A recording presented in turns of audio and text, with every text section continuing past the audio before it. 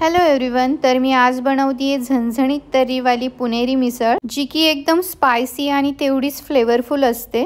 तसे तर महाराष्ट्रामध्ये वेगवेगळ्या ठिकाणी वेगवेगळ्या पद्धतीने थोडासा चेंज करून मिसळ बनवली जाते, बट मी आज पुण्यामध्ये मिळणारी मिसळ बनवतीये, जी की चवीला एकदम उत्कृष्ट लागते। चला तर मग याची रेसिपी पण पाहूयात।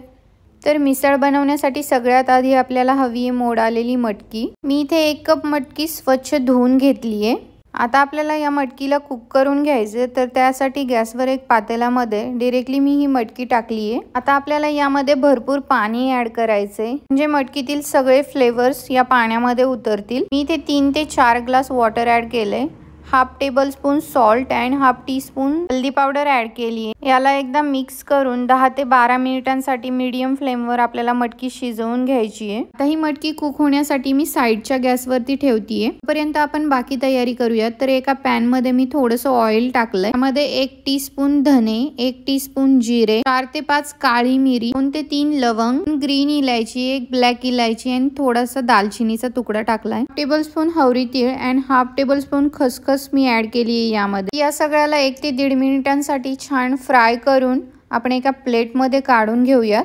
आता त्याच पॅन मध्ये मी इथे ड्राय कोकोनट कट करून घेतले स्लाइस मध्ये। हाफ कप एवढं सुकं खोबरं आहे, यालाही आपण छान असं रोस्ट करून घ्यायचं। तोपर्यंत याचा कलर चेंज होत नाही तोपर्यंत याला रोस्ट करायचे आणि एका प्लेट मध्ये काढून घ्यायचे। आता सेम पॅन मध्ये मी इथे एक मोठ्या साईजचा कांदा स्लाइस मध्ये कट करून घेतलाय। हा जवळजवळ 1 कप एवढा कांदा असेल। तर हा कांदा पॅन मध्ये ऍड करून त्यामध्ये थोडंसं ऑइल, 1 ते 1.5 इंच आलं मी इथे कट करून घेतलंय, 10 ते 12 लसूण पाकळ्या यामध्ये ऍड करून आपल्याला या सगळ्यांना छान फ्राय करून घ्यायचंय।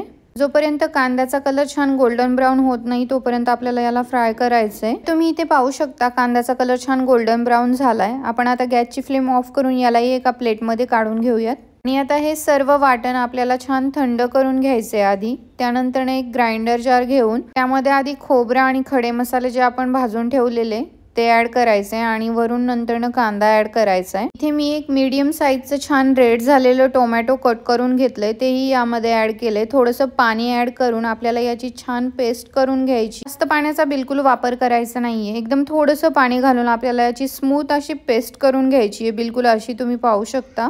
इथे आपल्या मिसळसाठी लागणारं वाटण तयार झालंय, मटकी छान शिजली आहे। तर मग आता गरमागरम मिसळचा रस्सा बनवूया। त्यासाठी सगळ्यात आधी गॅसवर एक मोठी कढई ठेवायची आहे।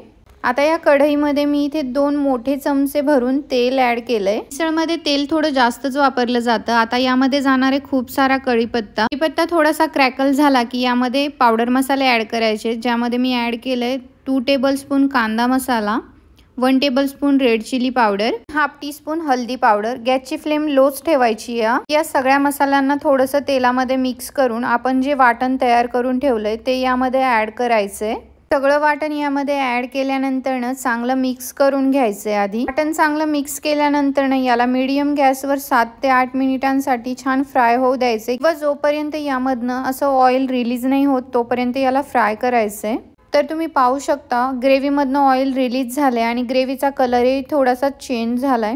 इथे आपली ग्रेव्ही छान फ्राय झाली आहे। आता यामध्ये आपण जी मटकी शिजवून घेतली आहे ती पाण्यासोबतच सगळी मटकी यामध्ये ऍड करायची आहे। पाण्यामध्ये मटकीची सगळी टेस्ट फ्लेवर्स उतरले, त्यामुळे रस्स्याला अजूनच छान टेस्ट येते। आणि आता जेवढा रस्सा हवा आहे तेवढं तुम्ही गरम पाणी इथे ऍड करू शकता। त्यानंतर यामध्ये टेस्टच्या अकॉर्डिंग सॉल्ट ऍड करायचंय आणि थोडंसं मिक्स करून याला मीडियम गॅसवर 7 ते 8 मिनिटांसाठी असंच कुक होऊ द्यायचंय। तर इथे ऑलमोस्ट 7 ते 8 मिनिट झालेली आहेत आणि तुम्ही पाहू शकता या रश्श्याला किती छान तरी आली आहे। आणि झणझणीत मिसळ म्हटल्यावर अशी लाल लाल तरी तर वरती दिसलीच पाहिजे ना। शेवटी ती झणझणीत तर्रीवाली मिसळ खाण्याची मजाच काही वेगळी असते ना। इथे आपला झणझणीत असा मिसळचा रस्सा बनवून तयार आहे। आता वरून जाणारे खूप सारी चॉप केलेली ग्रीन कोरिअँडर। इथे गॅसची फ्लेम ऑफ करायची आहे। वा, काय मस्त स्मेल येतोय, ते खडे मसाल्यांचे सगळे फ्लेवर्स उतरलेत या रश्श्यामध्ये। किती छान दिसतोय ना रस्सा।